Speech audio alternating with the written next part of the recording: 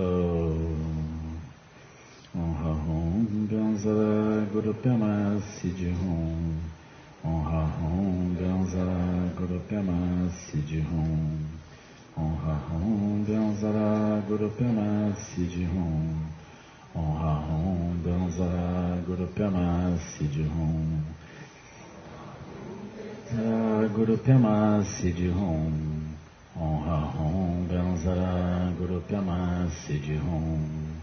Om Ha Hum Ganzara Guru Pema Siddhi Hum. Om Ha Hum Ganzara Guru Pema Siddhi Hum. Om Ha Hum Ganzara Guru Pema Siddhi Hum. Om Ha Hum Ganzara Guru Pema Siddhi Hum. Om Ha Hum Ganzara Guru Pema Siddhi Hum. Om Ha Hum Ganzara Guru Pema Siddhi Hum. Om Ha Hum Ganzara Guru Pema Siddhi Hum. Om Ha Hum Ganzara Guru Pema Siddhi Hum. Om Ha Hum Ganzara Guru Pema Siddhi Hum. Om Ha Hum Ganzara Guru Pema Siddhi Hum. Om Ha Hum Ganzara Guru Pema Siddhi Hum. Om Ha Hum Ganzara Guru Pema Siddhi Hum. Om Ha Hum Ganzara Guru Pema Siddhi Hum. Ha Hum Ganzara Guru Pema Siddhi Hum. Om Ha Hum Ganzara Guru Pema Siddhi Hum. Om Ha Hum Ganzara Guru Pema Siddhi Hum. Gate para Gate para Sangate Bodhi Soha Gate para Gate para Sangate Bodhi Soha Gate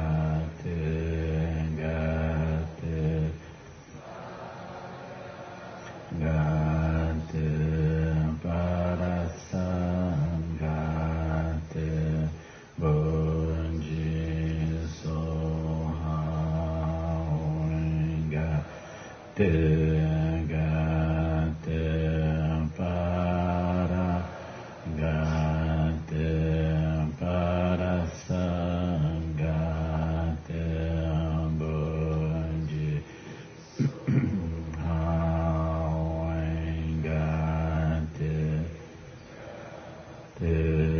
para Sangate Bodhi para Sangate Bodhi Soha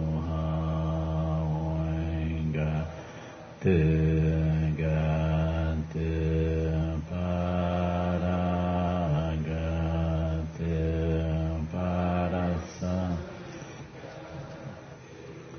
Bodhi Soha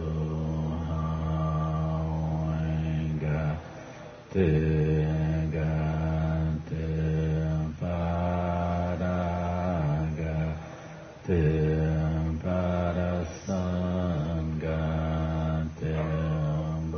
Bodhi Soha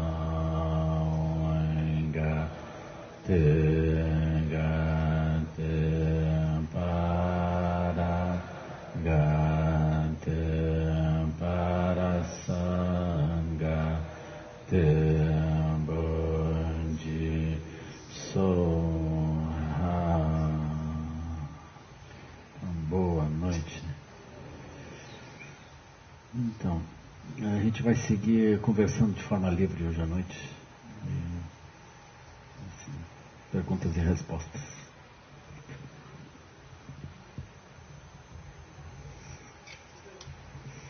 Oi. Está sendo transmitido ou está sendo gravado? Transmitido. Então, gente, a gente tá com o microfone aqui. Aí mesmo quem estiver pertinho do lama, para usar o microfone, porque tá gravando ali, aí vai usar. Aí o Pedro vai ficar com o microfone, aí só levanta a mão que ele vai e leva. Aí. E hoje foi transmitido também? Hoje à tarde não, só agora, né? E foi gravado hoje, Estágio? Foi? Gravado só o áudio. Tá. Vamos lá.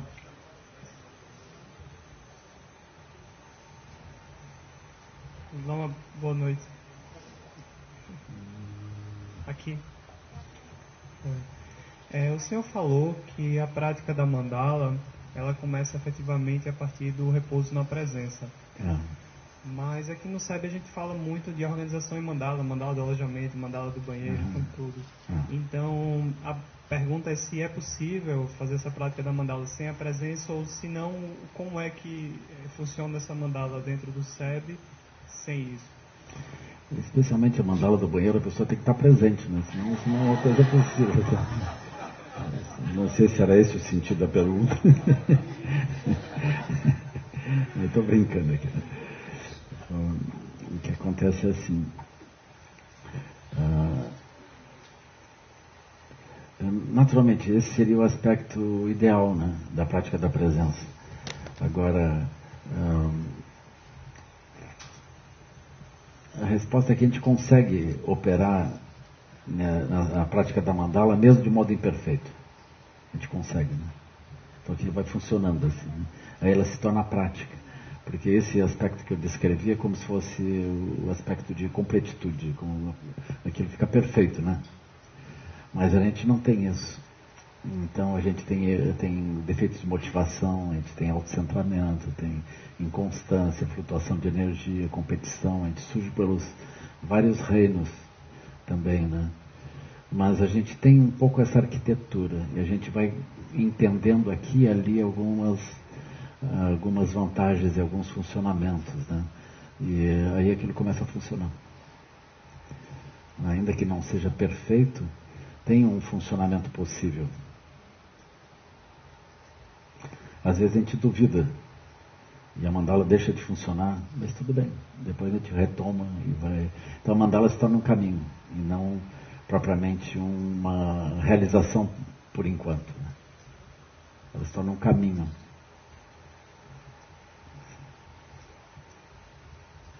Mas eu não expliquei os vários métodos enquanto caminho, né? Eu não expliquei isso. Eu só expliquei o aspecto final, assim, a realização daquilo. Por favor. Eu também não expliquei a mandala coletiva, né? Eu expliquei a mandala individual. Ainda que isso pareça estranho, né? Mandala individual. Mas mandala individual no sentido que tem alguém no centro. Aí, esse ponto, assim, por exemplo, quando tem alguém no centro e olha os outros, mas e se o outro também está dentro de uma mandala e olha? Como é que fica isso, né? Como é que essas mandalas individuais se acoplam em mandalas coletivas? Então esse é um ponto que a gente vai olhar, né? A gente vai olhar ainda. Isso eu não descrevi. Aí quando surge isso, também é um elemento super importante, né?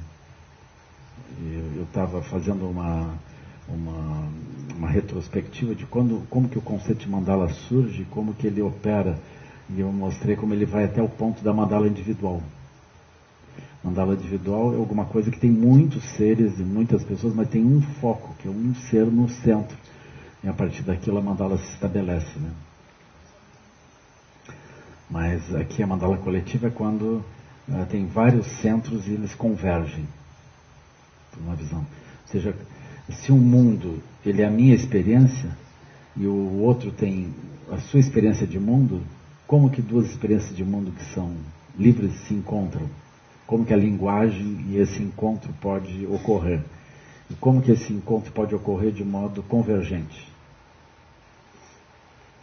Esse é o aspecto. Assim. Então esse é o aspecto da mandala coletiva, como que aquilo converge.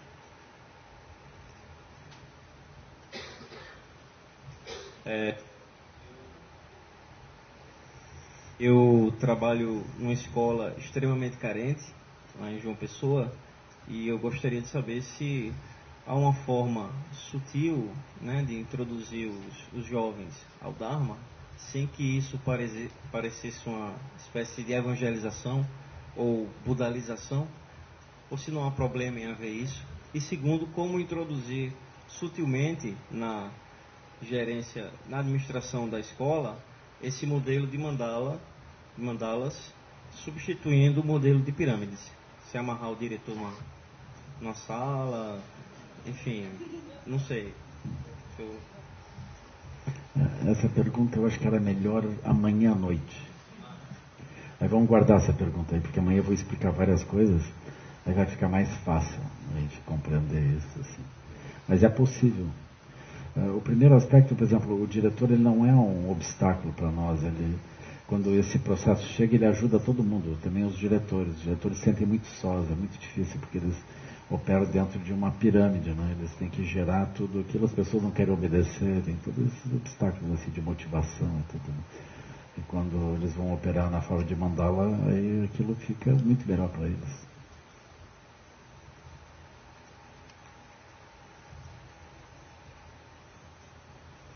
Esse tema é um tema interessante, assim, sabe?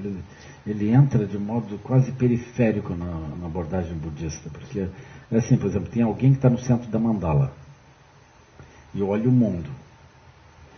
Tudo que ele vê é coemergente com ele mesmo, é inseparável dele mesmo.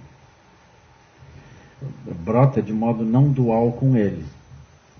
Mas se no outro lado tiver ele é um rapaz, assim, no outro lado tiver uma menina que pisca o olho e sorri para ele. Aquele ser é consciente ou ele apenas surgiu de um modo coemergente com a própria pessoa? Outra pessoa tem uma inteligência ou não tem uma inteligência? Ela é alguma coisa capaz de produzir algo diferente ou não é capaz de produzir algo diferente? Essa é que é a questão. Então, a descrição da mandala é sempre assim, tem uma inteligência e outros elementos que surgem totalmente inseparáveis dessa experiência daquele que é o centro da mandala.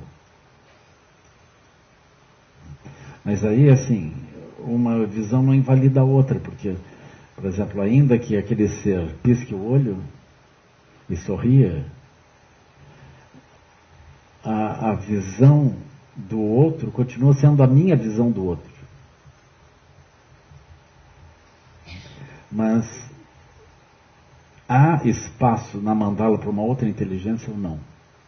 Aí nós vamos terminar incluindo os outros elementos todos como vivos e inteligentes também. Aí a pergunta é assim, essas inteligências elas podem convergir ou não? E como é que fica o diálogo da noção de coemergência se o outro elemento tem a sua própria visão? Como é que é isso? Assim. Então nós vamos trabalhar isso, porque esse é a arte do encontro, né? Assim. Então as mandalas, como nós estamos olhando, são assim, todos os seres são vivos, criativos, luminosos, para o bem e para o mal. Aí as mandalas, como que elas convergem, sendo todos os seres luminosos, autônomos? Como é que é isso? Tem alguma contradição nessa linguagem ou não tem? Esse é o tema. Então, aguardem para amanhã, às 9h.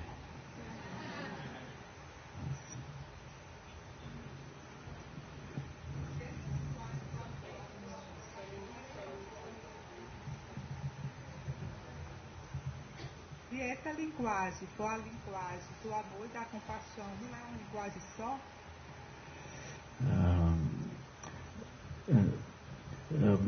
Elas convergem, né? Convergem de fato.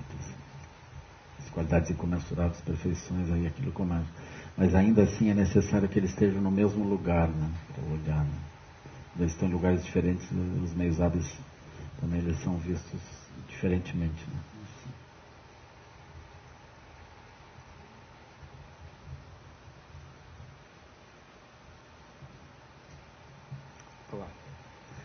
Só para completar esse exemplo, por exemplo, vamos pensar assim, naquele exemplo do Buda que estava numa encosta de montanha e veio um pássaro e pousou do lado e pediu, me protege, mestre. Aí veio um abutre e disse, ele está no ponto, ele vai morrer, eu estou perseguindo desde o início do dia, você me dê, senão Então o Buda tinha duas opções de compaixão, a compaixão com um, compaixão com outro.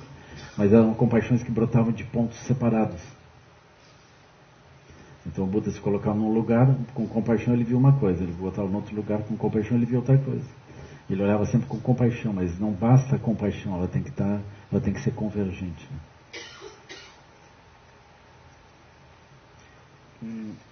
Sobre essa questão de Dudu, de como a gente gerencia algumas atividades do SEB através de mandala, ou como a gente tenta fazer isso. Uma vez eu fiquei pensando assim, seria como alguns processadores tentando fazer a mesma operação. E aí a soma dos processadores permite que surja um sujeito coletivo ali. E esse sujeito coletivo ele é mais lúcido do que a soma das lucidezes individuais assim, de todo mundo. Isso é um fato. Esse é um elemento da mandala, né? Ou seja, a lucidez conjunta é maior do que a soma das lucidezes.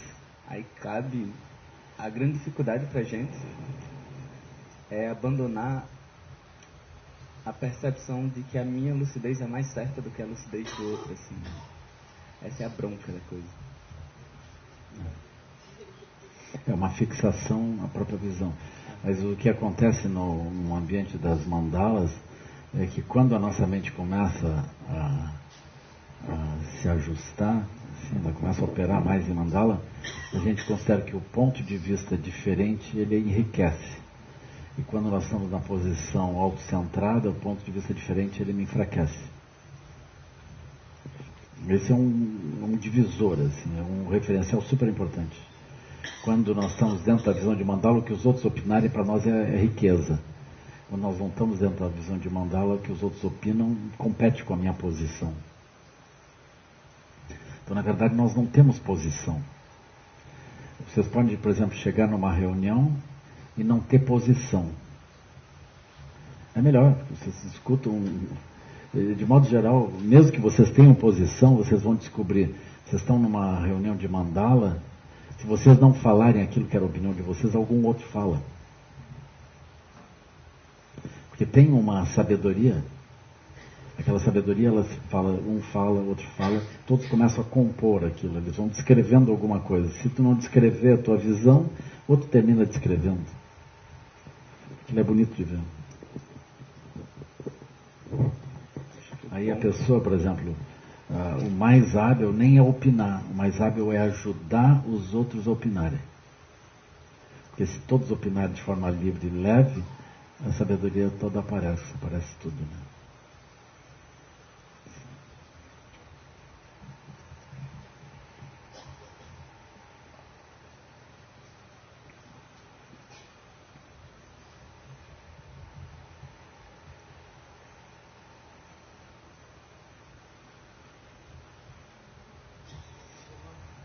Sim.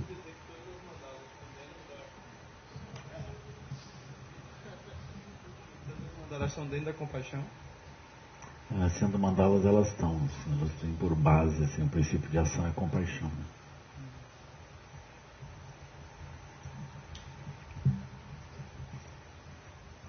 Que o próprio surgimento das inteligências, ele se dá por compaixão, né? Como tem o Samantabhadra, Amitabha, que é a meditação, dele brota Tiresiga. Tiresiga é a expressão da compaixão. Então, dali as inteligências todas são expressões de Tiresiga.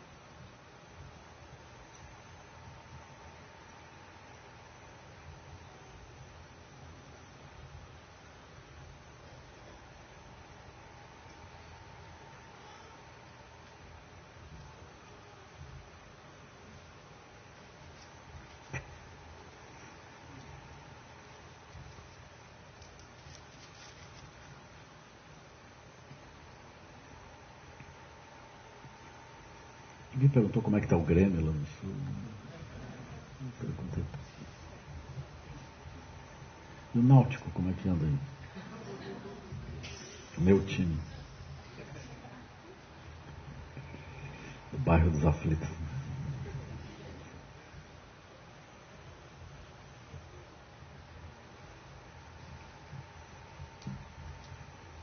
Boa noite.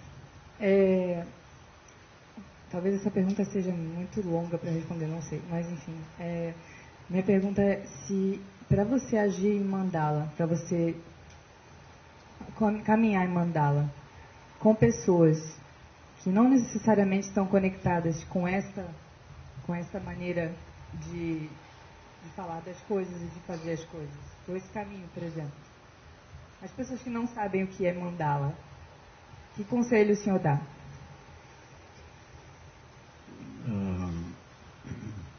Tem um meio hábil que é esse meio da... As pessoas, na verdade, não precisam saber, né? Assim. Mas, por exemplo, se nós geramos um sonho comum, então esse sonho comum, ele ajuda a constituir essa mandala, né? Esse é o processo, né? Então, por exemplo, lá em Viamão a gente teve esse movimento, né? Esse movimento, ele continua, a gente reproduz ele e vai seguindo, né? Mas as pessoas que eu queria me referir, assim, do Jardim do Castelo, né? Elas não têm essa consciência, sabe? Talvez elas nem saibam essa palavra, talvez uma ou outra saiba, agora, mais recentemente, né? Mas isso não quer dizer que a gente não tenha trabalhado nesse processo, porque esse é um aspecto sutil, a gente não precisa que seja um aspecto explícito, um aspecto sutil, assim, né? Então, por exemplo, a gente queria fazer um trabalho junto com essa população que invadiu essa área lá no Jardim do Castelo, né? Que eram nossos vizinhos, assim, eles ficavam em linha reta pela estrada, acho que aquilo é 300 ou 400 metros, assim, perto, bem perto, né? Então, eu pedi para diferentes pessoas iniciarem um processo que era um processo assim, eles iam procurar fazer contatos individuais com as pessoas da região. Eles batiam na porta da casa da pessoa e diziam: você mora há quanto tempo aqui, de onde é que você veio? Aí tinha uma espécie de uma ficha, onde a pessoa estabelecia um contato e pedia que o outro descrevesse, dizia: olha, nós estamos fazendo um trabalho de pesquisa para ver como que as pessoas sentem, como é que é a visão, qual é a experiência da pessoa nessa região, desde que chegaram. E quais são os objetos, quais são as fotos antigas que tem aqui. Nós estamos fazendo uma pesquisa sobre a história desse bairro, porque essa invasão ela se dá dentro de um bairro maior, né? E aí as pessoas, a maior parte delas acolheu, né? Então, o primeiro ponto, quando a gente chega numa região que não tem mandala, e não tem nem conhecimento, não tem nada, é, enfim, estabelecer uma relação pessoal com as pessoas, no nível onde elas estão, né? Então, aqui, para nós era muito importante, na constituição dessa mandala, que é uma certa lucidez sobre a vida deles e que pudesse impulsionar algum movimento de uma mandala coletiva, era crucial que a gente tivesse em contato um a um. Porque, posteriormente, a partir desse contato um a um, a gente convida as pessoas para fazer parte de uma reunião. Então já tem que haver algum nível de confiança. Então, como a gente era novo ali, nós tínhamos chegado em 97, aquilo, 5 anos depois, houve essa invasão, né? Eu tinha essa aflição também, eu sentia uma urgência de estabelecer uma relação adequada com a vizinhança, por uma série de razões, assim, né? Por exemplo, eu vinha de outras experiências comunitárias onde a gente tinha tido essa boa conexão. Quando o Thiago do Gompa chegou em Três Coroas, o Thiago do Gompa chegou como uma nave espacial que desce, assim, né? Ainda falando outra língua, né? As pessoas estranhas, na foto estranhas, assim, literalmente, né? Então aquilo no início custou uma série de problemas que surgiram na região. Mas como eu já estava na região, eu fui arrumando os problemas, fui ajeitando, porque eu conhecia as pessoas todas. Então aquilo foi crucial. Quando o Thiago do Rinpoche começou a se movimentar no Rio Grande do Sul, especialmente no Rio Grande do Sul, eu fui com ele, né? Aí eu fazia questão de organizar os eventos e levar ele até o prefeito, até as autoridades, assim. Por quê? Porque eu não achava que a gente teria um bom funcionamento se as autoridades ficassem sabendo pela imprensa a presença dele. Aquilo era realmente importante, assim, né? E a gente foi também conseguir, era uma época que eu tinha bons contatos, né? Aí eu consegui também, nós tivemos uma reunião com o governador, as lideranças políticas, assim, tudo. Então foi um dia glorioso quando o Rinpoche foi lá falar com o governador também, que foi um bom dia, assim. Então eu achava aquilo super importante. Para nós foi muito útil, porque o poder público seguiu nos ajudando, né? Seguiu nos ajudando. Até hoje nós tivemos isso. Lá em Viamão, a gente também seguiu essa rota, né? Nós tivemos 2 visitas de governador de estado dentro do SEB. Eles foram lá, falaram lá para as pessoas, lideranças políticas foram lá e falaram. Então a gente achava isso muito importante, né? Eu acho ainda super importante a gente respeitar as autoridades, né? Então visitas de prefeitos, eu acho que todos os prefeitos que foram tendo nesse período, eles nos visitaram, né, em diferentes momentos, assim, né? Também as lideranças locais, assim, não propriamente políticas, por exemplo, CTG, não, a liderança local, né, a guerrilha. Nós tivemos a visita do CTG, foi o pessoal lá todo a cavalo, fizeram 3 voltas no templo e disseram, esse lugar agora é nosso.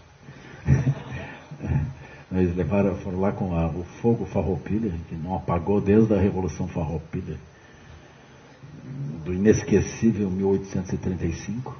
Ela, eu não sei se o fogo é ou não é, mas é. É o mesmo, não tem a dúvida, né? Então eles foram lá com um negócio e passaram aquele fogo 3 vezes, assim, aí, os gaúchos tudo piochado, uma faca aqui atrás, assim, e as crianças também, cara, assim, uma goma a cavalo, né? Aquilo foi bonito de ver, nós temos aquele filme, aquilo tá lá, assim, né? Foi abençoado pelos gaúchos, aquilo limpou a nossa barra, assim. Mas nós nos sentimos bons, nós estamos aqui autorizados, os donos da terra nos autorizam, assim, né? Então eu sempre achei isso super importante, né? Mas, por exemplo, muito importante também é estabelecer uma relação com a população mesmo. A população. Nós estamos chegando aqui para salvar os seres, né? Tem que ver quem são os seres que a gente vai salvar, né? Assim. Então é necessário esse encontro. Mas não é um encontro muito fácil. Como é que tu vai estabelecer esse encontro, né? Assim. Então a gente começou desse jeito, assim, né? Aí no fim nós tínhamos, vamos dizer, umas 30 pessoas. Então nós temos esse dossiê, esses documentos, essas fotos. Aí apareceram escolas que foram lá nos visitar. Aí começou diretores de escola foram lá nos visitar. A gente foi estabelecendo essas relações todas, assim, né? Mas a gente queria chegar num ponto de fazer uma reunião de sonhos, né? Então essa reunião de sonhos, ela seria o quê? Ela seria um lugar onde a gente começa a quebrar as limitações do tecido social convencional. Porque no tecido social convencional as pessoas não se relacionam. Quando elas se relacionam economicamente, assim, ou se relacionam por grupos familiares, né? A gente queria se relacionar por sonhos, diferente. Então teve um certo momento que lá no templo ainda, quando o templo não estava bem pronto, não tinha piso ainda, a gente fez um encontro, assim, a gente sentou em roda. Por que as pessoas vieram? Porque a gente tinha um contato pessoal com cada um, entende? A gente foi avisando para ele, olha, a gente queria sentar aqui e conversar. Então, nessa conversa, foi um encontro, assim, onde seria assim, um encontro apreciativo, né? Onde ninguém deveria falar mal de ninguém, por isso apreciativo. E a gente tinha essa pergunta: o que aconteceu de bom para você desde que você veio morar aqui? E o que você acha que pode ser feito para melhorar? Então, qual é o raciocínio disso? Está dentro de um grupo, cada um responde isso.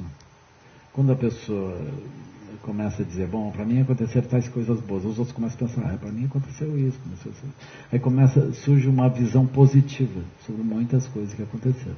Aí quando a gente começa a perguntar, o que pode ser feito de bom, aí se alguém começa a responder, de modo geral começa a haver uma convergência. Quando nós damos sequência a uma reunião, a essa convergência sobre o que pode ser bom, nós estamos, na verdade, criando um sonho coletivo. Ainda que a gente não esteja dizendo, bom, agora é o momento do sonho, vamos sonhar. Não, a gente não está conduzindo sonho, não está nada. Eles é que estão conduzindo. Porque eles é que vão falar disso, né? Todo mundo vai falar. E aí foi um momento bem interessante. Foi um momento bem interessante. Porque não saiu como a gente tinha pensado, né? Porque não saiu organizado, assim. O que aconteceu é que as pessoas começaram a falar como uma explosão. Assim. Também existe, está dentro do método, o reconhecimento de quando uma pessoa fala e os outros escutam, aquela pessoa tem um nascimento dentro daquela coletividade. Porque é bem assim. Então, para nós surgirmos, esse é um aspecto de pertencimento. Se nós estamos dentro de um grupo, o grupo silencia e nós falamos, nós nos sentimos totalmente irmanados. Aí cada um se levanta, fala e os outros escutam e são capazes de reverberar dentro daquele tema. Então, de repente, existe o grupo. Aí a mandala começa a existir. Ainda que a gente não esteja descrevendo isso como mandala, né? Assim, aí aquilo começa a existir. E eu acho que isso dá para fazer em sala de aula. Acho que dá para fazer.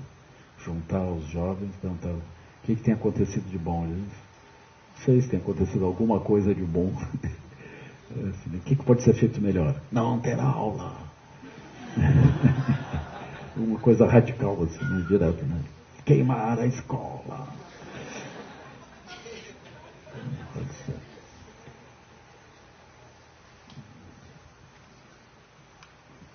Eu ouvi o José Pacheco usando coisas parecidas, né? Porque ele trabalha com pedagogia de projetos. Então, quando a gente conhece o José Pacheco, aquilo fica meio estranho, assim. Ele, por exemplo, convidado aqui, né? Aí ele senta. O que vocês querem de mim?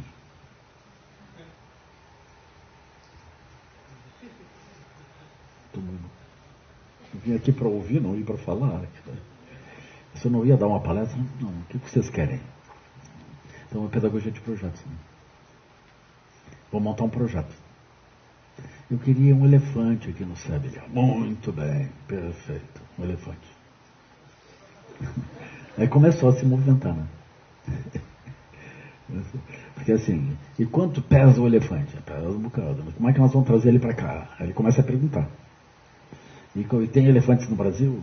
Como é que a gente faz? Para trazer isso, para importar, tem legislação, aí todo mundo começa a pesquisar. Pronto, já estão aprendendo. Esse é o truque índio do José Pacheco. Mas aqui nós não estamos fazendo propriamente isso, né? Aqui nós estamos perguntando o que pode ser melhor, o que tem sido bom, o que pode ser melhor. Aí as pessoas se levantavam inflamadas, elas contavam a vida inteira. Não é interessante deixar as pessoas falarem mal uns dos outros, né? Mas isso acontece, dá umas resvaladas assim, né? Então, de vez de falar das coisas boas, falar das coisas ruins. Aquilo acontece. Mas, de modo geral, quando começa a falar de coisa ruim, tem alguém que se sente ofendido, né? Eu lembro do meu tempo de assembleia lá na universidade, tinha uns que sabiam detonar a assembleia. Eu achei aquilo maravilhoso, assim. Bastava um falar mal do Stalin e o outro falar mal do Trotsky. Aí explodia a assembleia. Aí ele saiu, né? Aí um falava mal do outro, brigava com o outro, aí saiu um lá para tomar uma cerveja lá fora depois disso. E o resto, as pessoas ficavam brigando dentro. É bonito de ver assim, né? Mas, essencialmente, aí nós temos essa convergência. Então, ainda que um ou outro fale mal, a gente sobrevive aquilo, né? Sobrevive.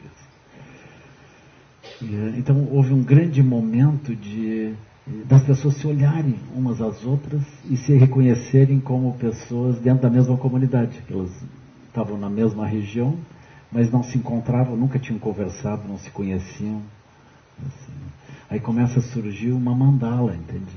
São pessoas que se olham e se lembram de um momento elevado, onde elas contaram coisas profundas das suas vidas, onde elas falaram coisas elevadas. Né?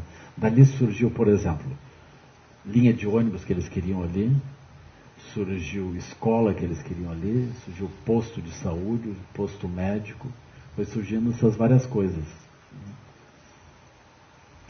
E aí também é importante nesse método a gente não transformar as várias coisas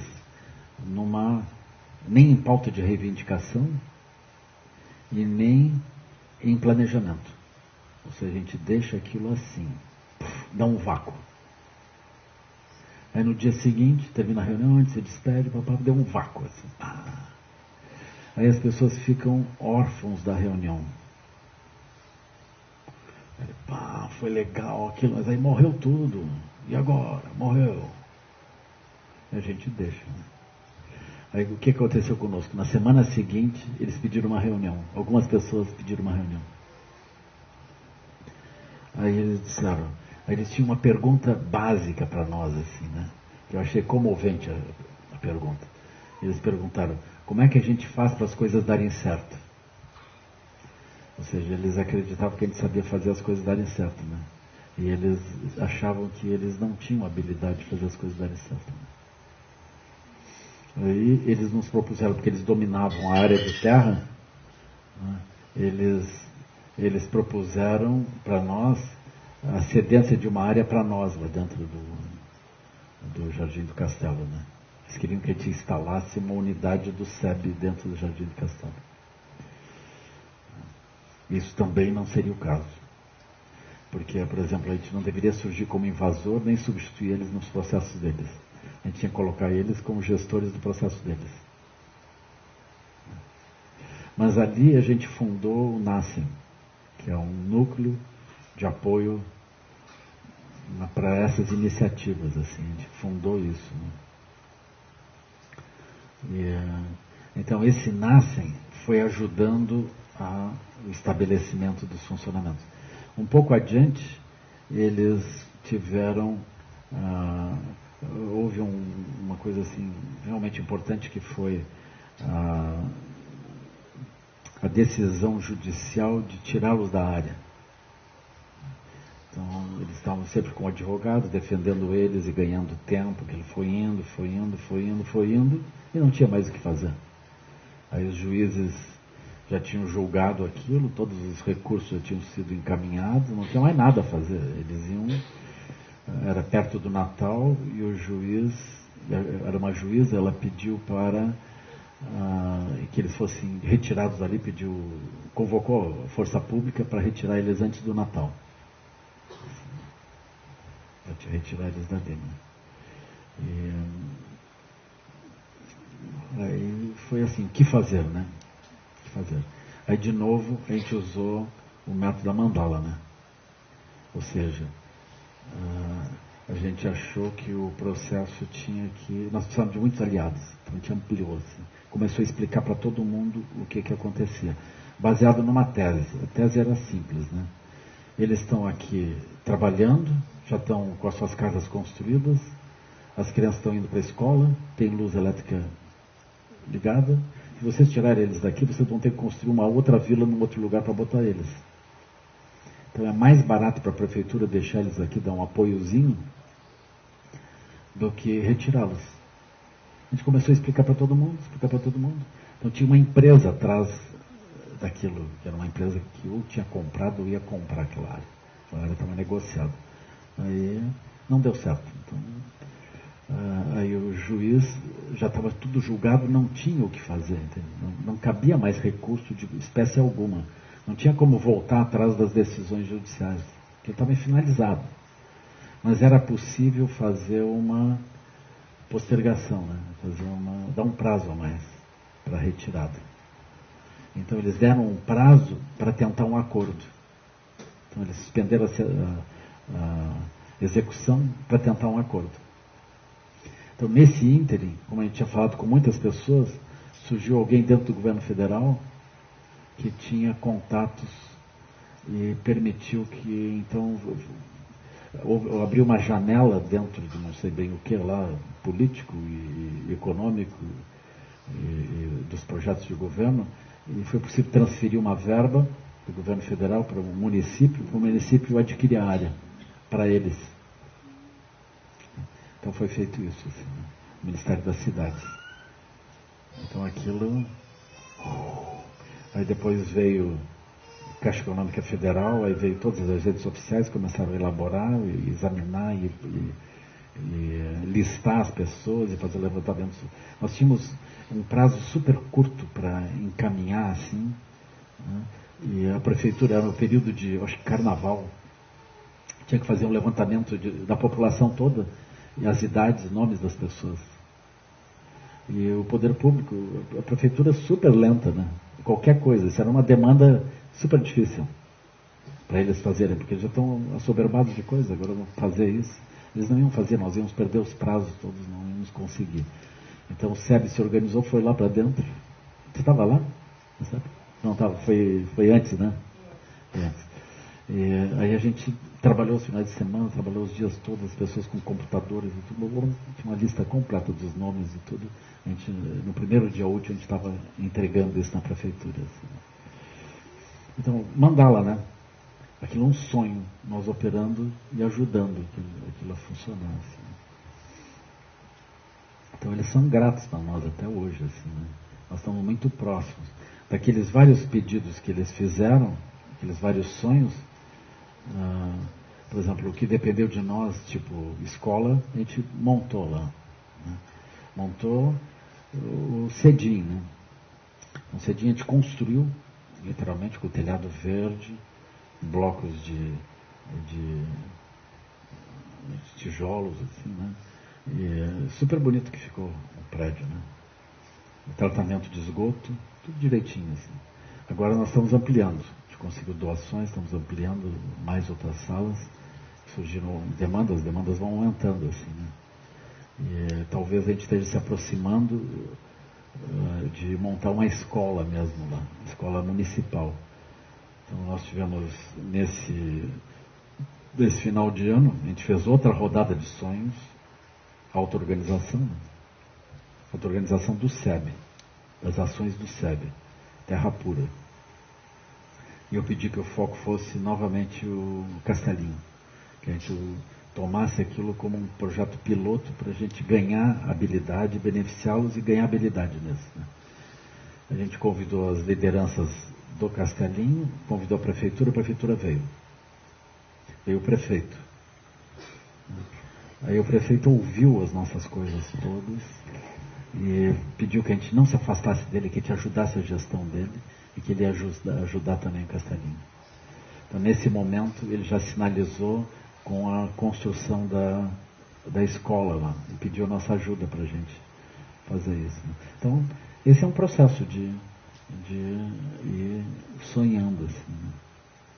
Então a gente teve muitas reuniões de sonho dentro do Castelinho, né?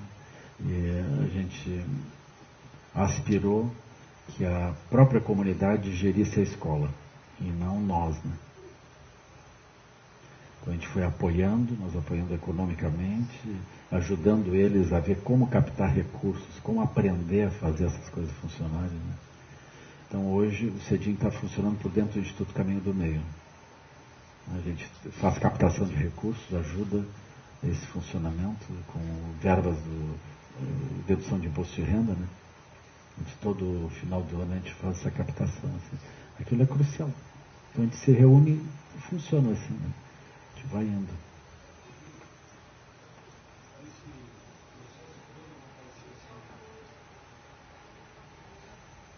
Pode falar, por favor. Eu queria saber se nesse processo todo não apareceu assim vereadores ou candidatos de vereadores querendo ter esse lucro eleitoral. Apareceram. Complicado, né? Isso não foi uma coisa fácil de resolver. Quer dizer, a gente nunca considera isso resolvido, né? Porque o que acontece? Aparecem essas figuras assim, né? Então, por exemplo, nós tínhamos uma festa na Casa da Sopa, que muitas pessoas. Apareceu lá o futuro prefeito, apareceram as pessoas, assim. Mas para nós somos amigos de todos eles, né?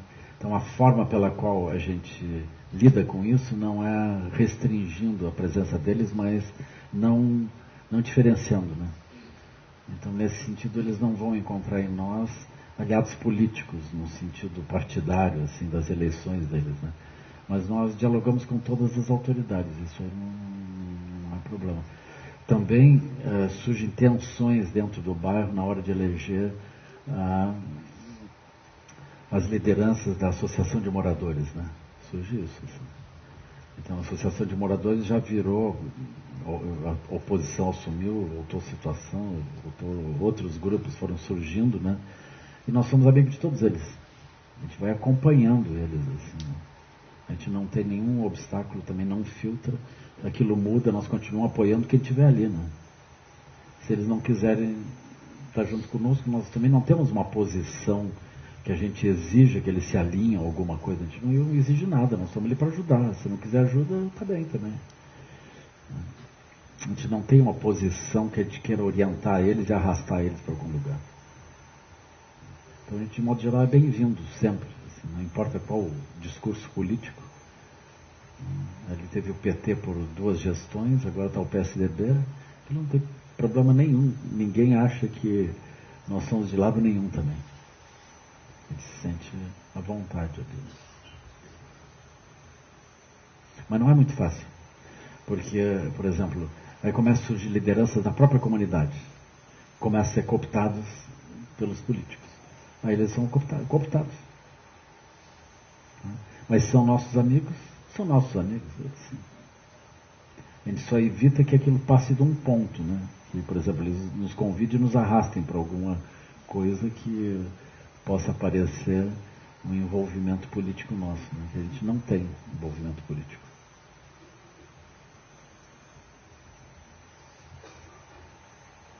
Mas não é um lugar muito fácil. O Castelinho não é um lugar fácil. Você já pode ver pelo número de mortes, gente assassinada ali dentro.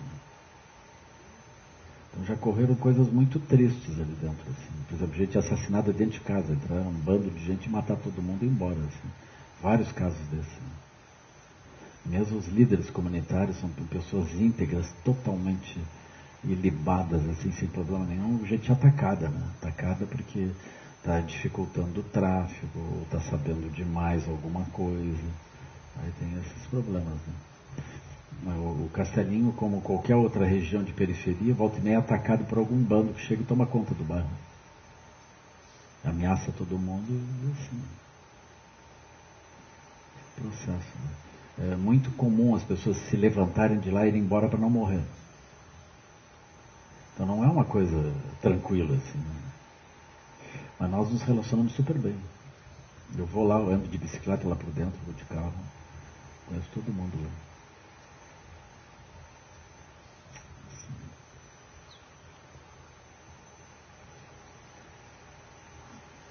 Eu vou tentar falar meio sem voz, né? Mas no SEB Fortaleza, nós somos de lá, havia assim algumas dúvidas, acho que tínhamos, ou ainda temos, acho que está sendo dissipada entre essa integração, essa convergência entre as ações do SEB, dos ensinamentos e das práticas meditativas, com a estação na comunidade. Uhum. Né? Então, eu acho que já me sinto assim bem... Está entendendo a coisa muito mais esclarecida, porque começa a surgir algumas demandas, né, da comunidade. O SEB de Fortaleza fica perto de uma comunidade bem carente e a gente fica um pouco perdida. Quer dizer, é bem importante essa sua fala e, além disso, essa é a minha questão, mas, além disso, a minha mais profunda gratidão por tanta compaixão e por tanto ensinamento. Eu sou muito emocionado quando eu estou diante. É isso. Queria que eu comentasse um pouquinho. Também. Eu acho, assim, por exemplo, dentro da visão do Instituto Caminho do Meio, né? Porque a gente tem dado ênfase no SEB o tempo todo, né? SEB, assim, né? O SEB O nosso foco é meditação, estudo, retiro. Né? Meditação, estudo, retiro, transformação. Esse é o nosso foco. Mas dentro do treinamento nós temos os vários blocos. Então, por exemplo, nós estamos aqui pelo bloco 0, bloco 1, bloco 2, nós vamos indo, né? Surge o bloco 3, que são essas inteligências gerais, tipo as qualidades incomensuráveis, perfeições, 5 sabedorias, etc., né? 4 formas de ação. Surge isso, que são as qualidades das deidades. Depois desse ponto, surge a ação no mundo. A ação no mundo, o nosso braço de ação no mundo é o Instituto Caminho do Meio. Né? É uma ação não religiosa no mundo. Nós vamos encontrar as pessoas que estão no bloco 0, bloco -1. A gente não pode pensar que a nossa ação vai se restringir às pessoas budistas. Não é. As pessoas budistas é bloco 2. Então nós temos bloco -1, bloco 0, bloco 1. É uma vastidão de gente. Assim, as escolas, por exemplo, funcionam dentro do bloco 0. Ou seja, todas as pessoas querem felicidade, querem se livrar do sofrimento. Isso é bloco 0. Bloco 2 é assim, eu quero me livrar dos meus obstáculos, atingir liberação. Nós vamos estar dizendo, eu quero ser feliz, quero me livrar do sofrimento. Eu quero atingir liberação e gerar lucidez.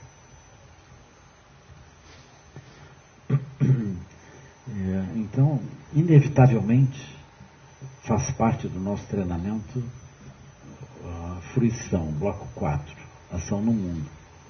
Isso a gente pode colocar nessa ordem, mas não existe uma ordem, na verdade. Que não é bloco 1, bloco 2, não tem uma ordem. A ordem é o que acontece. Então, todos nós, de um jeito ou de outro, estamos lá no bloco 4. A gente está buscando trazer benefício às pessoas. Quando a gente não tem uma realização disso, aquilo é o nosso caminho, não é a nossa realização, é o nosso caminho. Então a gente vai fazendo aquilo, vai melhorando. Entende? Então o Instituto Caminho do Meio e as ações, elas são super úteis nesse sentido. Né? Eu vejo também pessoas que chegam no SEB, são pessoas que têm uma inserção no mundo, assim, eles gostariam de ajudar.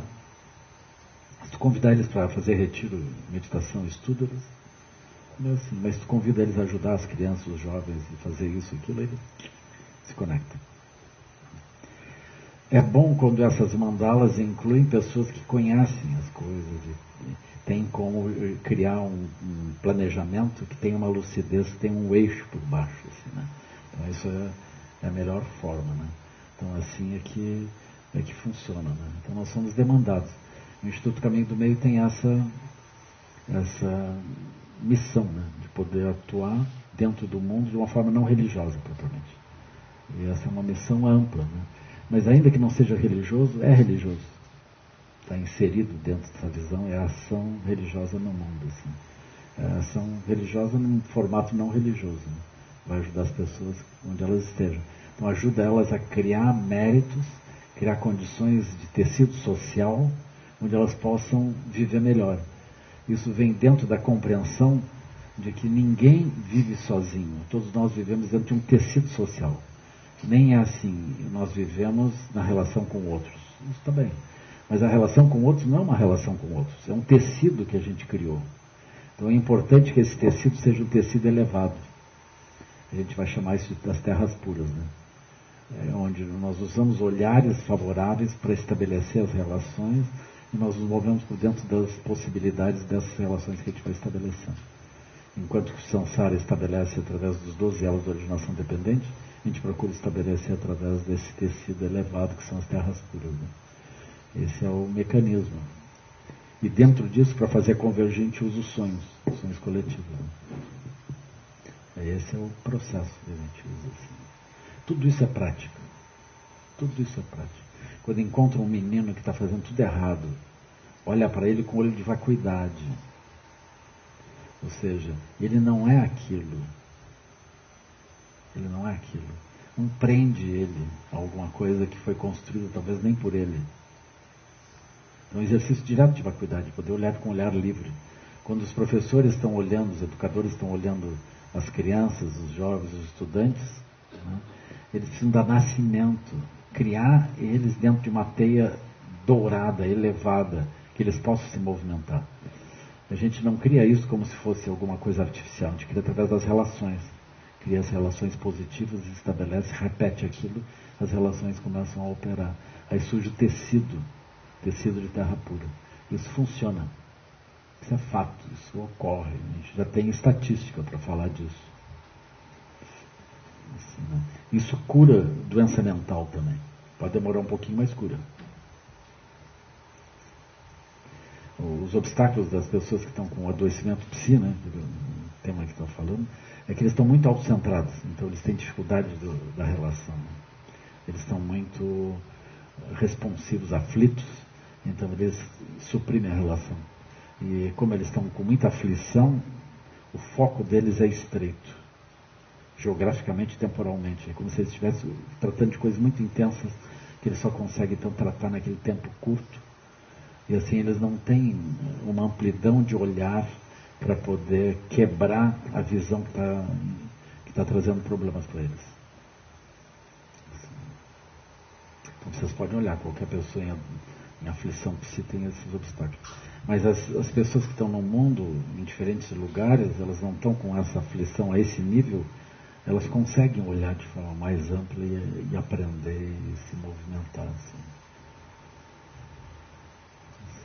Eu vejo também que só o fato de que a gente existe num lugar já irradia na região, né? É muito bom. Né?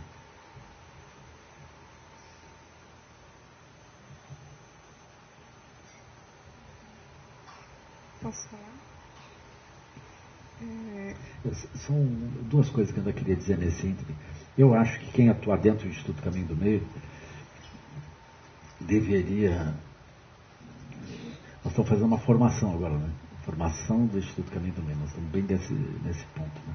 Eu acho que as pessoas deveriam estudar, talvez em grupo, esse texto do Luiz Gonzaga Souza Lima, chama Refundação do Brasil. Tem um prefácio também muito lindo, muito lúcido, do Leonardo Boff. Né? Um texto magnífico, assim, que vai tratando da nossa situação. Porque a gente não se dá bem conta do tamanho do estrago que nós estamos metidos, assim. A gente não se dá bem conta. Então, o Luiz Gonzaga, ele trata desse ponto, ele também tem uma visão muito positiva para frente, mas Luiz Gonzaga Souza Lima. Tem na lojinha, né? Tem, né? O pessoal da lojinha pediu para eu avisar. Não é verdade. Né? Mas esse é um texto maravilhoso. Leonardo Boff começa falando da vacuidade. Ele vai dizendo... as pessoas descrevem as coisas a partir de onde estão os pés delas.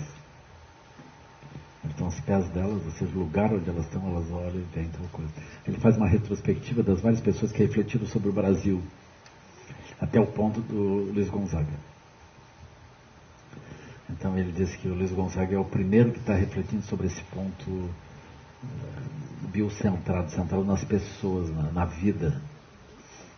Então tem aqueles que narraram sobre o ponto de vista dos nativos aqui, aqueles que narraram sob o ponto de vista dos senhores de engenho, aqueles que narraram sob o ponto de vista dos industriais, os que narraram segundo os movimentos sociais, mas sob o ponto de vista do ser humano, né?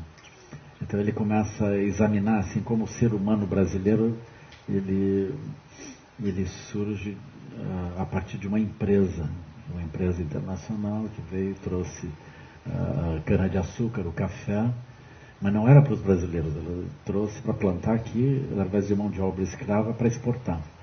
Aí tem uma elite externa que faz práticas no Brasil que não faria práticas lá, porque na Europa eles não podiam aprisionar as pessoas, nem submetê-las à escravidão para produzir as coisas que eles queriam.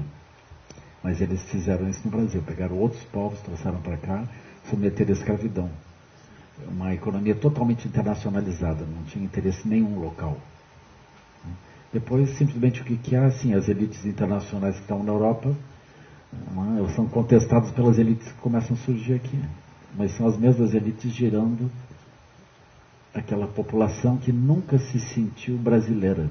Nunca se sentiu que poderia fazer uma roda de sonho e pensar onde é que nós estamos, o que foi bom, o que nós vamos fazer. Nunca aconteceu isso. Então é como se não tivesse surgido o povo brasileiro, né? As pessoas não tinham isso. Então nós temos uma elite econômica e os outros sempre se relacionam com essa elite econômica a partir de uma subserviência, né? A estrutura toda do Brasil é a estrutura das elites, né? Assim, aquilo que é povo é o que surgiu na miscigenação. A miscigenação é um nome simpático para o abuso geral das mulheres pelos homens poderosos de todos os tipos que cruzaram pelos vários lugares, e elas são sobreviventes dentro desse mundo, assim. É isso. Foi assim.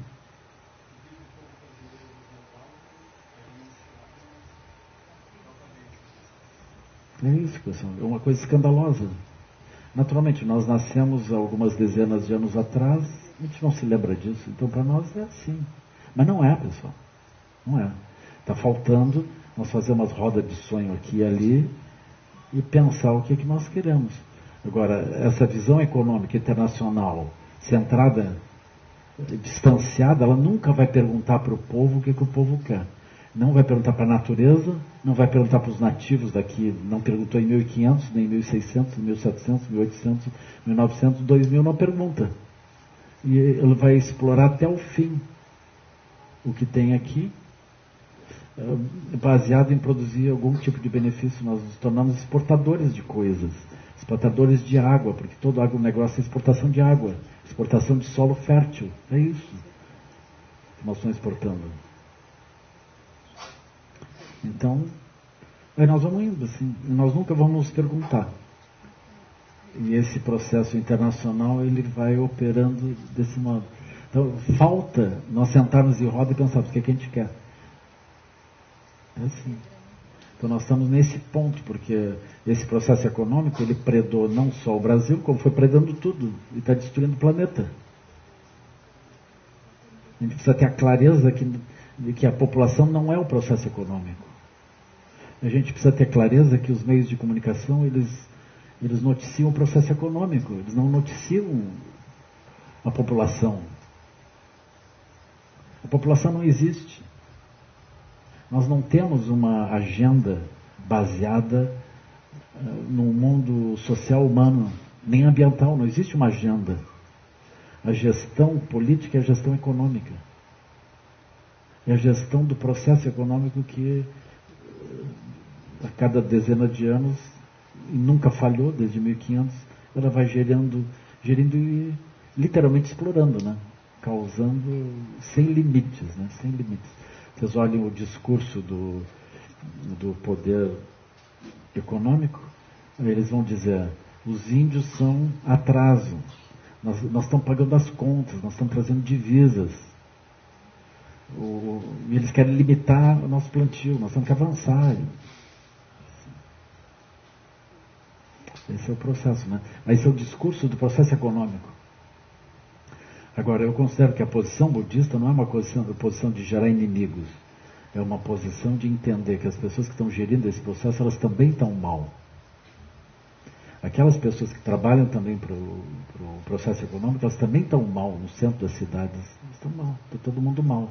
Esse é o samsara, esse é o processo, é os 12 elos. Não é o processo econômico, é os 12 elos que produzem esse tipo de coisa, né? Assim. Mas dentro disso surge essa possibilidade, a gente se reúne em círculos, raciocina e vai se movendo. E isso é convergente.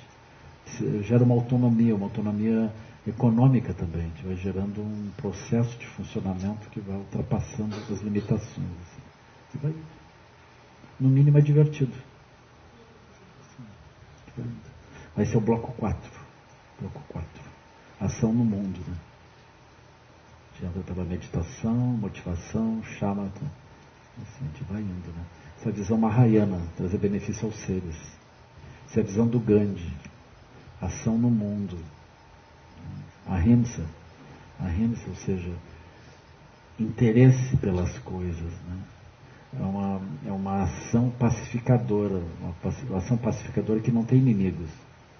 É uma ação que busca trazer benefícios, mas ela tem uma responsabilidade, ela não fica parada, né? Se move.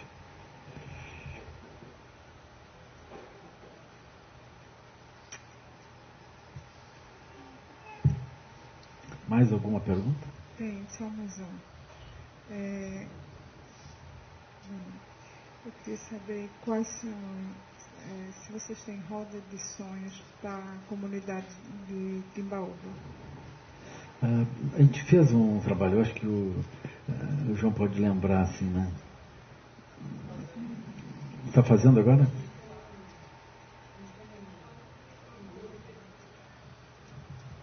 O microfone. Ah, não era.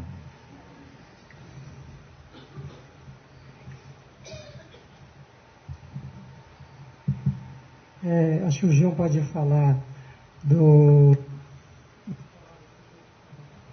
com os raizeiros, né? Com o pessoal local, né? Eu vou falar um pouquinho do que a gente tem feito agora, né? Uhum. A gente tem um encontro semanal, às quartas-feiras à noite, em Timbaúba, na OSAM. Aonde? OSAM. OSAM é uma instituição franciscana. Uhum. O Fernando, que é pai do Bruno, ele é muito amigo, lá ele é do pessoal da OSAM, ele é um grande amigo nosso, né? Ele é comerciante lá em Timbaúba e ele tem abrido muitas portas assim, pra gente aqui. A gente tem uma relação boa assim, na cidade, né? E aí ele conseguiu esse espaço e toda quarta-feira a gente tem lá um encontro de meditação, entende muito bem assim. A Cláudia está aqui, a Cláudia é de lá, e no último retiro do Lama tinham 4 pessoas que vieram para o retiro do Lama. Então tem sido muito bacana esse trabalho, né? Os franciscanos têm uma boa conexão assim conosco, né? Eu tive muitas vezes lá em Petrópolis a convite deles. Sim. Tem uma época que eles estão fazendo uma formação, cada vez que eles iam concluir a formação me convidavam. Eu ia lá. Cada vez que eu ia lá dizia, se o Francisco de Assis chegasse aqui, jogava todas as telhas para baixo, desmanchava. Muito legal. E a irmã Brites, que abriu as portas lá, uma pessoa muito querida, muito lúcida, muito bacana. E aí a gente faz uma parceria, assim, às vezes a gente precisa costurar as almofadas, fazer algumas coisas, eles têm lá, eles têm um trabalho social forte lá, então eles têm curso lá de corte e costura. Então aí a gente leva para lá, eles costuram, então tem essa parceria bonita, né? Tem uma parceria que a gente faz também com alguns moradores aqui, locais, o João Polino, que ele fornece ovos pra gente, né? Ele nos ajuda aqui, se precisa alguém, por exemplo, para cortar a grama, alguma coisa assim, ele tem um pessoal que traz, então tem uma parceria bonita, assim. O seu Antônio aqui do lado, né? Que cuida da gente, nosso guardião. O seu Rosa também, que oferece bananas para a gente no nosso dia a dia. O Wagner também foram fazer uma parceria, né, numa instituição, acho que o Dano poderia falar um pouco mais sobre isso. O Wagner?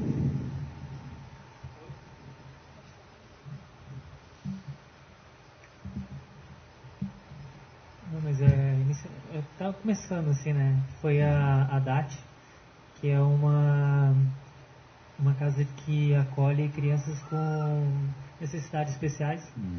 Então a gente foi chamado para lá. A gente está começando agora lá com a meditação e também a Dani está oferecendo um pouco de aurículo.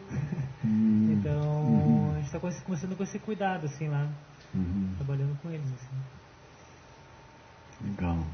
Eu queria que o João, por favor, isso gerou uma publicação também,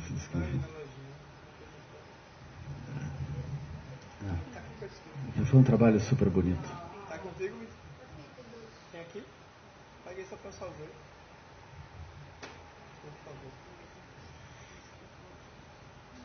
Liga Timbaubense Budista. Esse foi um trabalho que a gente de doação da Armata, né? Que é esse filho do Instituto Caminho do Meio daqui. E ele foi em cima dessa valorização dos saberes do que a gente chama de mestres e mestras de fitoterapia da região, né? Que na sua maioria eram pessoas que, para o sistema, são vistas como pessoas que já não têm mais força para trabalhar, né? Que já exauriram suas forças na cana-de-açúcar, né? Na região, e o que o projeto fez foi justamente essa ideia de dar nascimento, que o Luman está falando, onde a gente ressignifica essa dimensão deles a partir de considerá-los mestres. Mostra para a senhora ali, para mostra. De considerá-los mestres do que eles sabem fazer, né? Que era enaltecer os saberes deles sobre a fitoterapia e as plantas medicinais. Aí foi um projeto super bonito, assim. Help tá aí também, a gente fez um vídeo, né, onde eles contaram as histórias de vida deles, depois a gente passou, isso que o Lama falou, o pior é que dá certo mesmo, isso que o Lama falou de você dar nascimento e depois mostrar o que foi feito, né, então isso foi bem bonito, assim, eles muito felizes, levaram os vídeos com as histórias de vida e levaram essas cartilhas também, do Dr. Celerino teve presente, envolveu muita gente do SEB, né, para dar oficina para eles. Aí eles também traziam os conhecimentos, cada roda eles traziam uma erva diferente. A Betinha pegou erva, não foi? Eles relatavam a beleza disso, que todo mundo vinha trazendo umas plantinhas e trocavam uns com os outros os saberes e as plantas, né? Era super bonito, era bonito, não arrasa, tinha uma né? roda assim, aí várias plantas, isso aqui é para isso, isso aqui é para isso, isso aqui é para isso. Uma felicidade, assim, uma alegria real, assim. E é isso, foi bem bonito, assim, foi uma troca muito boa. Não dá para saber quem é que está ajudando quem. Aí eles continuaram se encontrando. Aí teve um dia que deixaram de se encontrar, né? Mas aí aconteceu uma coisa muito interessante, que eu estava passando por dentro de Timbaúba e tinha a irmã, que eu não sei bem o nome. A irmã Cristiane estava parada, assim, perto de uma pracinha ali, e eu acho que ela está precisando de carona. Aí eu parei ali, e ela não conhecia muito bem, mas disse, não, nós somos lá do centro budista. E aí ela disse, eu estou indo para a reunião.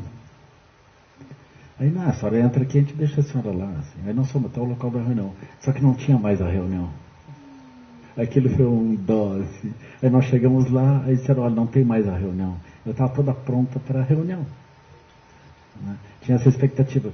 Eu acho que, eventualmente, isso podia ser retomado, né? Porque esse potencial, essas pessoas, elas existem, elas estão aqui, né? E a irmã Cristiane, ela é maravilhosa. Quem conhece ela, né? Naturalmente, se ela vivesse 300 anos atrás, ele era um queimar ela, né? Assim, porque ela estava cheia de plantinhas, de coisas e de poções, aqui sai uma fumaça, assim. Tem umas vassouras aqui, uma coisa assim, ela poderosa, assim, né? Tem uma cadeira, né? Tem uma cadeira lá para raios, não sei bem do que, assim, para magnetização. A coisa é poderosa, né? Então, umas figuras assim, maravilhosas, né? Ela é a primeira aqui da capa. Aí deu essa publicação, foi uma maravilha, né? Uma publicação linda, assim. Então esse saber é interessante, né? Esse formato assim é interessante, né? E o projeto de Itaipu também, que é bem diferente desse, mas é o mesmo método, que é com jovens, que foi com audiovisual, né? Então é o mesmo procedimento, esses mesmos princípios que o Lama está falando das 5 sabedorias, só que usando o audiovisual, o selfie, né? O celular, para chamar os meninos para olhar para dentro. Né? Então isso foi, Help coordenou esse projeto, e foi bem bonito também, e é baseado na mesma metodologia. Sim. E funciona. Agora a gente tem um gargalo nesse processo. Por exemplo, a escola, de modo geral, ela vai retirar esse funcionamento, porque a escola, ela pertence a uma educação... Eu não gosto dessa noção das elites, né? Essa expressão eu não gosto muito. Mas é como se fosse, ela educa para a pessoa ser inserida no processo econômico convencional. Ela não brota, por exemplo, de uma comunidade raciocinando o que gostaria para si, quais são os saberes necessários para a comunidade andar melhor. Nunca tem uma reunião também dos pais pensando o que seria melhor para a comunidade, o que seria melhor para os nossos filhos. Né? Nós estamos num grau de desagregação agora, especialmente, bom, eu nem vou dizer periferia urbana, mas de modo geral, né? é que os filhos, eles olham as vidas dos pais, eles não querem copiar. Então, por exemplo, tem um pai que tem uma vida humilde, o filho olha, ele não quer seguir aquilo. Então é diferente de outros tempos, onde os pais sabiam como viver a vida e os filhos aprendiam. Agora não, tem uma desconexão. Então a escola substitui isso, mas a escola manda eles para quê? Eles vão ser o quê? Entende? Dentro desse processo, eles não têm sonhos, eles não conseguem se ver de uma forma elevada. Então a falta de um sonho dentro das famílias, um sonho elevado para os seus próprios filhos, é mortal para os filhos. Que aí eles, na ausência de um sonho familiar, eles também não são capazes de gerar visões de mundo para eles. Isso vai fragmentando o tecido social todinho, assim. Vai craquelando tudo. Assim. No centro das cidades, mesmo as pessoas que têm um dinheiro, vocês vão encontrar também isso. Eles não estão com muita vontade. Eu já vi aqueles que têm muito dinheiro, eles pensam, não, meu pai já trabalhou, eu não preciso trabalhar, eu só vou viver do que sobrar daquilo. Eu vou fazer outra coisa, não vou... Então é uma coisa curiosa. Também uma mudança tecnológica constante, a pessoa não consegue... Hoje ela sabe, mas ela não é espelho. O outro que vem, ele já não está mais naquele mundo. Então nós estamos num processo de desagregação. Então é natural que surja uma série de doenças sociais, assim, por todo lado. Eu, se fosse um jovem nesse tempo, eu acho que eu ia fazer a mesma coisa, entrar na universidade, estudar tudo que eu pudesse, fazer pós-graduação, assim. É uma forma de fugir desse mundo, assim, né? Eu acho que eu ia fazer isso de novo, né? Virar budista lá pelas tantas e ir para o SEB, né? Com certeza. Mas... aí tem esse ponto, né? Eu acho que um dos desafios nossos é trabalhar esse ponto da educação, né? Então o Instituto Caminho do Meio agora começou esse processo de formação. Agora, o primeiro encontro foi... o João esteve lá, né? Foi agora em abril desse ano. Agora foi o quê? 2 semanas, né? Semana passada. Então a gente nem avaliou muito bem assim como é que foi, né? Mas a gente vai processar esse momento. Mas assim... Terra pura é aquilo que vai surgindo dessa visão. Nós reunimos e sonhamos positivamente, né? Isso gera um tecido social, entende? Então, como nós já temos as várias comunidades, as comunidades pensam também o que a gente gostaria. Em alguns lugares, como Alto Paraíso, a gente tem coisas especiais, né? Porque as pessoas em Alto Paraíso, todas elas foram lá como alguém tentando escapar de alguma coisa.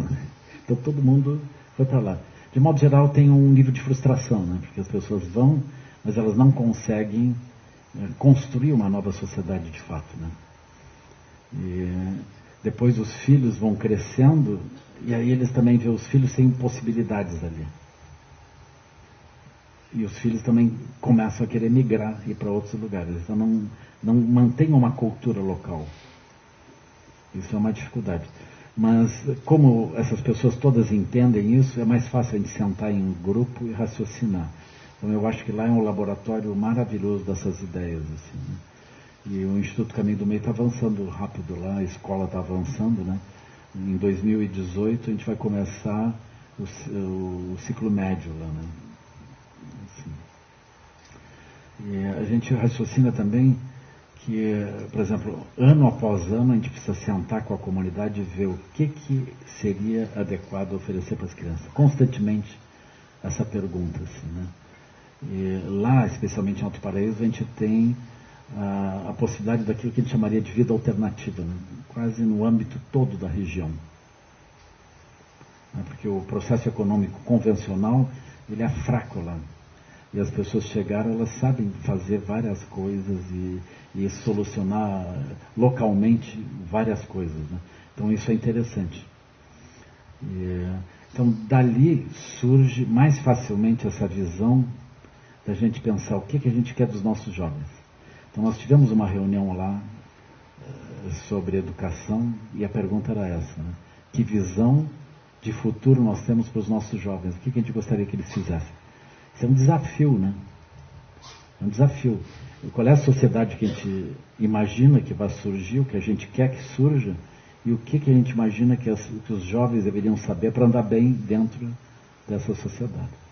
Isso gera, num certo sentido, a direção do processo educacional. O processo educacional tem que brotar da comunidade.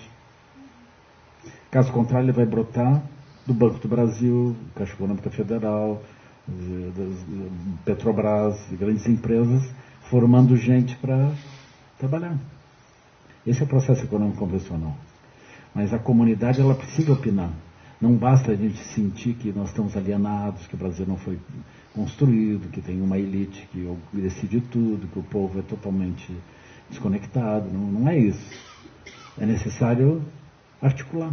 Quando a gente articula, aquilo acontece. Não tem um obstáculo verdadeiro. A gente constrói as realidades. Então nós estamos com esse ponto. Aí entra o college. Então o college é uma iniciativa de oferecer, especialmente para os jovens que concluem o ciclo médio, né? Estão nessa fase assim, um programa de imersão no local, né? Que a gente tinha imaginado eventualmente em Viamão ou em Alto Paraíso, para eles se defrontarem com as várias questões, né? É como se a gente pegasse então o livro do Luiz Gonzaga e apresenta aquilo, né? Aí nós começamos a olhar a questão ambiental, olhamos as várias questões, e a nossa ideia é que no final do college a gente tenha espaço, tipo berçário de iniciativas, né? Então essas atividades todas brotam a partir de projetos. Então os projetos vão andando, eventualmente alguns desses projetos têm a possibilidade de seguir. Então a gente ajuda eles a gerar aptidão e a viabilizar com sucesso essas iniciativas. Assim, com uma visão humana que brota das rodas do sonho, né? Então é esse o ponto, assim. Então eu acho super importante essas várias etapas, né? Mas todas elas têm essa mandala. Nós precisamos construir essa mandala coletiva. Se a gente não constrói isso, nós não temos nenhuma razão para protestar pelo fato que nós estamos simplesmente dominados. Porque o processo econômico, ele não é do mal. O processo econômico é o processo econômico. Mas se a gente pensar que o processo econômico é a vida nacional, ele não é, mas ele nunca quis ser. O processo econômico é apenas um processo econômico. Mas nós não acordamos para isso. Então nós somos sempre caudatários do processo econômico. A gente começa a olhar para aquilo e acha que tem que se vincular àquilo. E o processo econômico, ele vira uma ideologia, ele vira uma realidade, ele domina o nosso imaginário.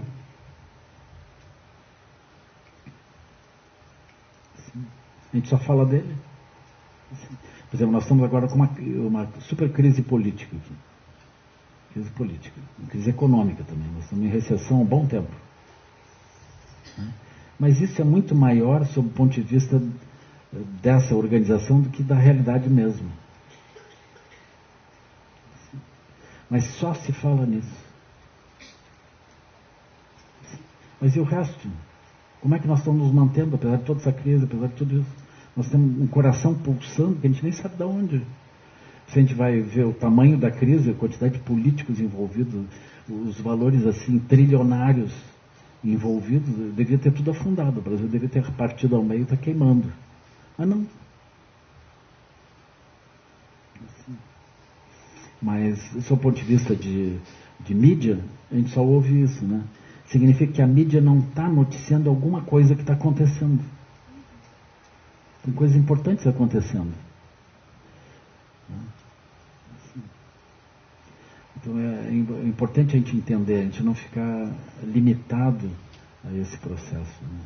Assim, eu acho interessante. Eu vejo assim dentro da mídia mesmo, né, tem muitas pessoas lúcidas.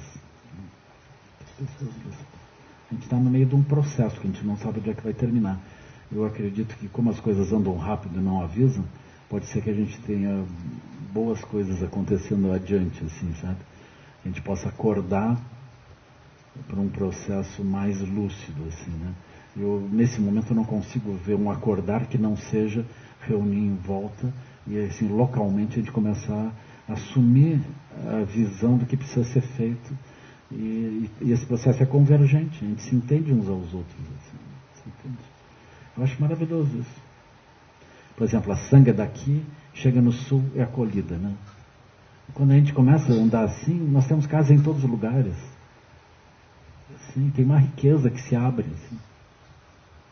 É muito bom. É interessante, assim, é muito melhor. Assim. As pessoas fazem turismo parando em hotéis, alugando carro, andando sozinhos de um lado para o outro, com medo de ser roubado. É uma coisa muito triste. Melhor andar no meio dos amigos, de um lado para o outro. Né? Assim. Então, os ideais de consumo da sociedade, como ela está estruturada, eles são muito pobres. Muito tristes. Assim. Então, o samsara não vai bem. Né? Mas isso é o samsara, entende? Por outro lado, o samsara não impossibilita as terras puras, não tem nenhum obstáculo. O que impossibilita é a nossa limitação de visão.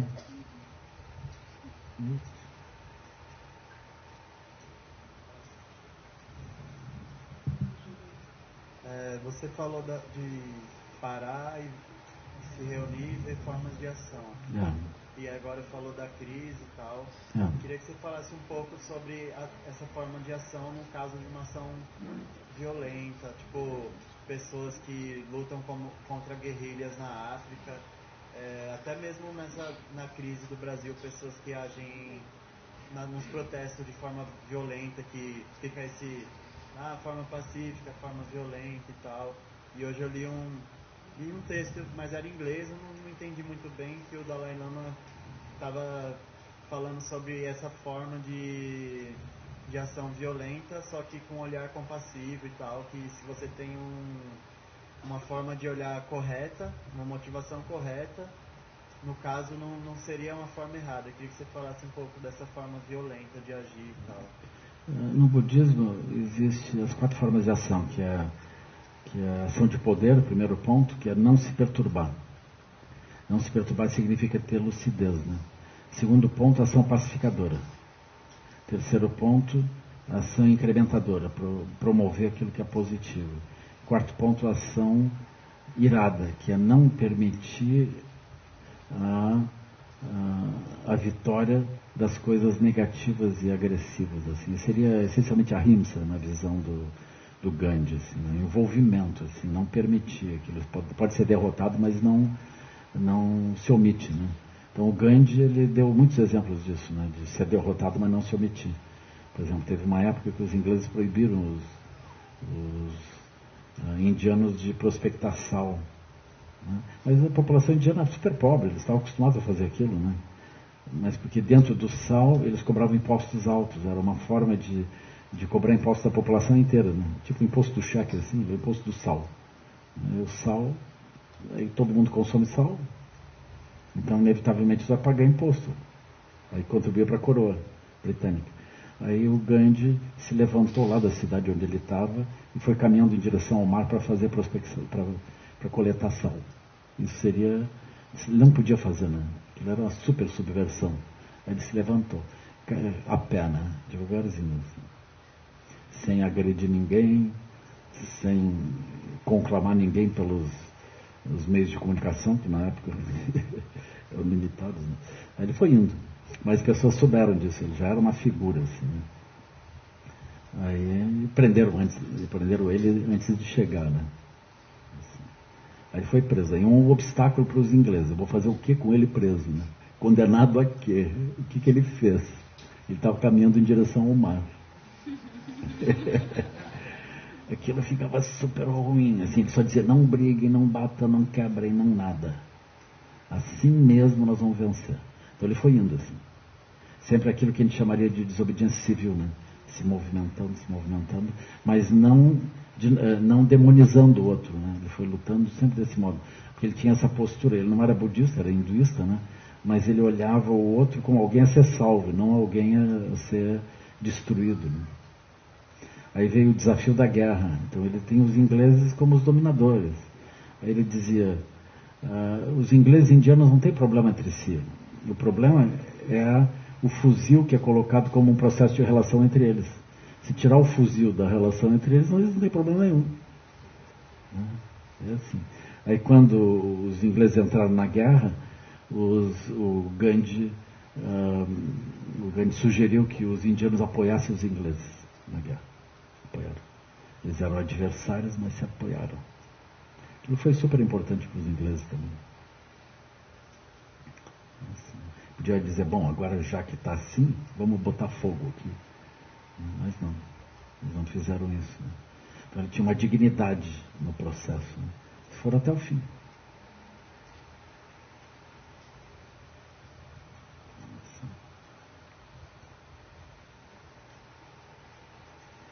Esse processo colonial, ele não terminou, né? Ele continua igual. Vai tomando outras formas, mesma coisa. Mas esse é o samsara, entende? O samsara. O nosso desafio é a gente sentar em roda e ver o que a gente precisa fazer, como faz, como assume a construção das realidades, que isso é luminosidade e vacuidade, a gente constrói as realidades. Assim. Criatividade, ela inclui isso, né? Não é a criatividade simplesmente gerar outras bugigangas, outros objetos dentro de uma sociedade já saturada, assim. Essa é a criatividade de como manter a nossa saúde, como equilibrar o ambiente, como produzir de forma equilibrada. Assim. A gente tem vários desafios nesse ponto, que é muito útil, muito bonito, né? Todos os jovens, eles têm muito o que fazer, né? Já dentro de uma sociedade alienada, né, que o processo econômico é totalmente alienante, né, a gente não tem lugar. Mas, antes da gente proclamar a República de Timbaúba, nós vamos encerrar aqui. Então, que os méritos desse toquem a todos. O Mestre Universal da Paz e da Compaixão, Sua Santidade Dalai Lama, juntamente com todos os mestres e todas as tradições que veiculam essa mensagem, longa vida, que todos estejam a salvo de gerar pensamentos negativos, o obstáculo mais destrutivo, que esses pensamentos nunca surjam em nossa mente, e que todos os seres também estejam ao longo de minhas muitas vidas e até este momento, inclusive os méritos gerados por esta prática e todas as que vierá a conseguir, estados seres sencientes, possam a doença, guerra, fome e sofrimento diminuir para todos os seres. Com sua sabedoria e compaixão, aumenta o Mestre em vidas futuras.